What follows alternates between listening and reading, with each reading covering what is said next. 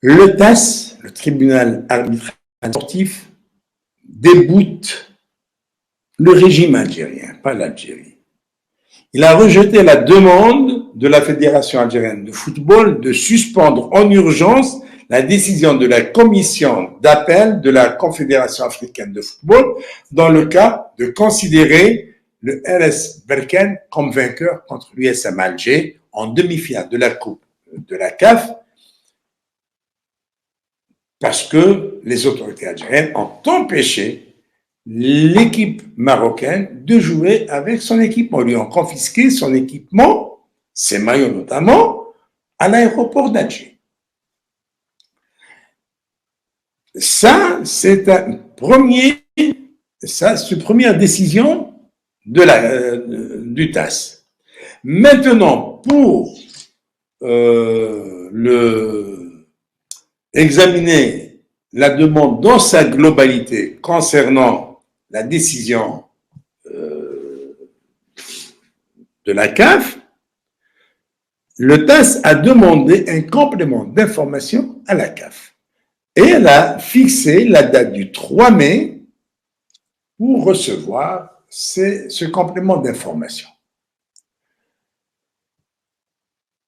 Et de toute façon, mais ce n'est pas suspensif. C'est-à-dire que la décision de la CAF d'accorder le gain du match à la renaissance de Berkane n'est pas suspendue. Maintenant, on attend s'il y a une décision qui va annuler le résultat ou le valider. On attend jusqu'au 3 mai. En attendant également la validation du forfait de l'USM Alger face à Berkane. Donc, on va attendre la décision du résultat du match retour. Donc, d'ici le 3 mai, tout va être tiré au clair. Et le régime algérien, au fond de lui-même, n'espère pas grand-chose. Cependant, ce qu'il a fait, c'est qu'il a perdu beaucoup d'argent. Il a payé 30 000 € à la CAF pour faire appel. Il a payé 50 000 € au TAS pour demander l'arbitrage du TAS. Il a payé 5 avocats étrangers, pas algériens, et des spécialistes. Chacun a dû toucher au moins 20 000 €. On a dans les 100 000 €. Sans compter les frais de voyage, les frais de mission, et ceci, et cela, plus les frais de l'avion affrété à une compagnie égyptienne pour le voyage de l'USM Alger au Maroc.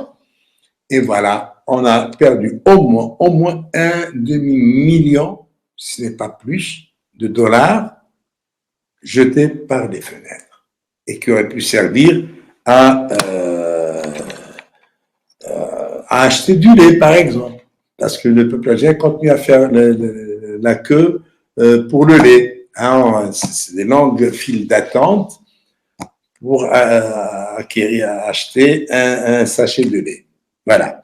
Donc, on va attendre le 3 mai, mais pour le moment, la FAF est déboutée par le TAS.